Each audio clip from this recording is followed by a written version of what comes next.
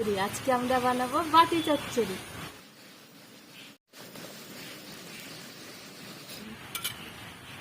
প্রথমে আলু দিয়ে দেব, তারপরে একটু রসুন কুচি দিয়ে দেব,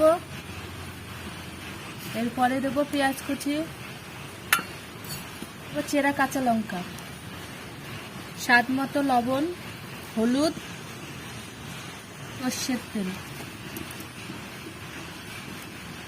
এবার মেখে নেব।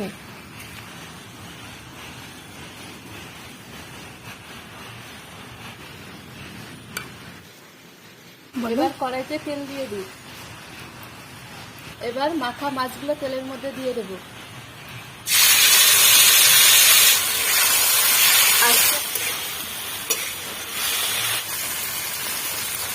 এবার ওটাকে ঢেকে দেব।